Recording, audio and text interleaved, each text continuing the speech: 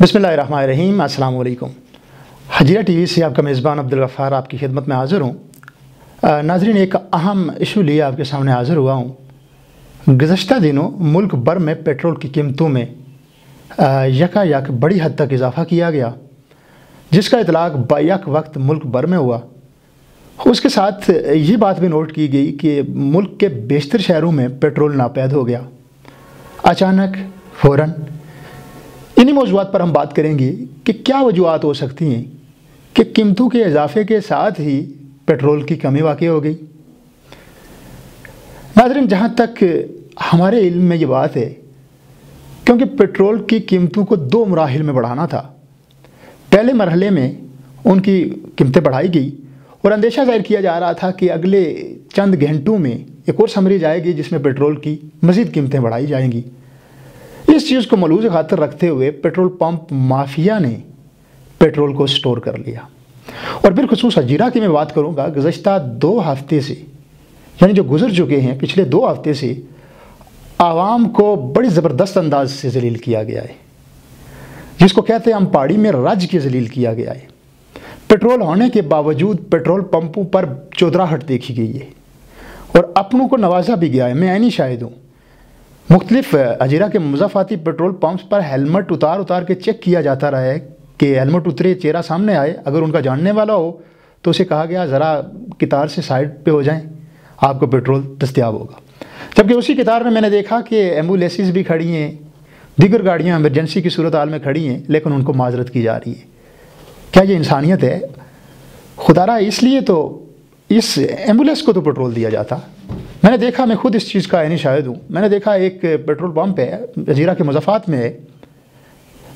मैं नाम नहीं बताऊँगा उस पेट्रोल पंप का, लोकेशन भी नहीं बताऊँगा, क्योंकि ये मेरा काम नहीं है कि मैं वहाँ पर कोई छापा मारूँ, या मैं सिर्फ ये अलमिया आपके सामने रखना चाहता हूँ।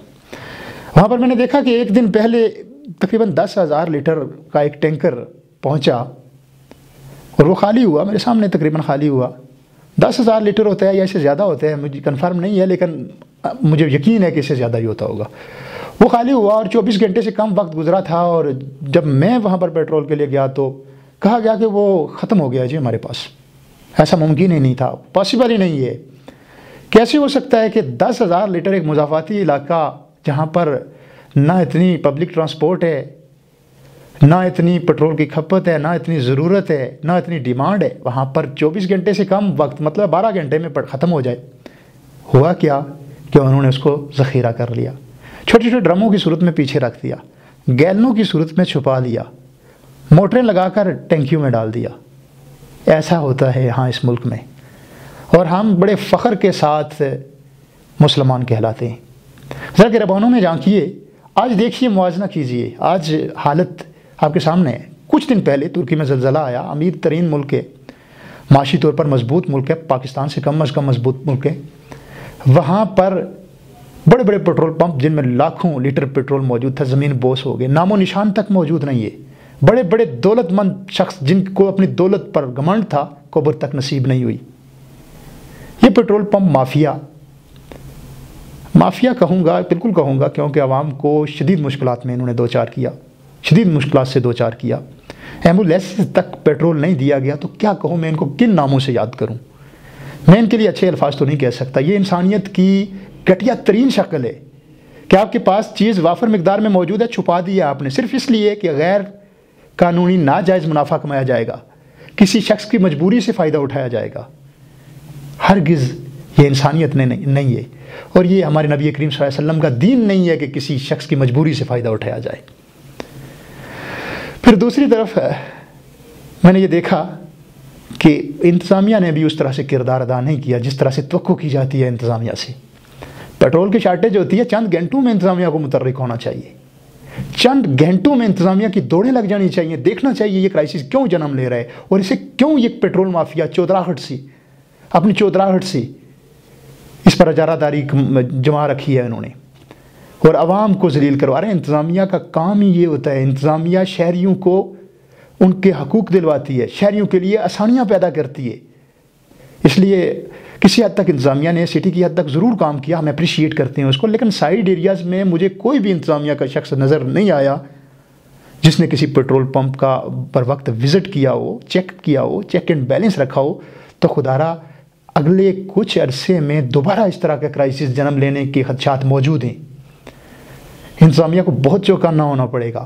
ان پیٹرول پمپ کی لسٹ بنانی ہوگی جنہوں نے اس طرح کی ایکٹیویٹیز کی ہیں، جو اس طرح کے کاموں میں، جو اس طرح لوگوں کے ساتھ ناجائز کرنے میں پیش رہے ہیں، اور پھر ان پر نظر رکھنی ہوگی، اور اولین ترجیحات میں جب اس طرح کے کرائسس پیدا ہوں تو وہاں وزٹ کریں، وہاں پر چھاپے ماریں، اور بالخصوص سائیڈ ایریاز میں چلے جائیں، سائیڈ ایریاز میں منڈھول کی طرف چلے جائیں، وہاں دیکھیں پیٹرول پمپس میں کس پیٹرول کہاں چھپایا جا رہا ہے۔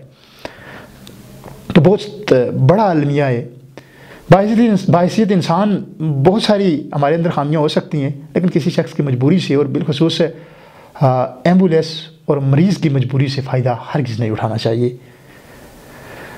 ناظرین، بہت سارے ہمارے سامنے اس طرح کے سماجی ایشوز موجود ہوتے ہیں، ہم اس پلیٹ فارم کی معرفت سے ہم ڈسکس کرتے رہا کریں گے، ہم آپ کے سامنے اس طرح کے ایشوز لاتے رہا کریں گے، ہم ان پر بات کرتے رہا کریں گے۔ آپ بھی کمنٹ کی صورت میں اپنی رائے دیتے رہا کریں، اپنا حصہ ڈالتے رہا کریں۔ بہت ساری چیزیں ایسی ہیں جن پر گفتگو کی جا سکتی ہے، ایشو پر بات کی جا سکتی ہے، حقائق پر بات کی جا سکتی ہے۔ تنقید نہیں، میں تنقید ہرگز نہیں کر رہا ہوں، میں حقائق سامنے رکھ رہا ہوں۔ ایسا بالکل ہوا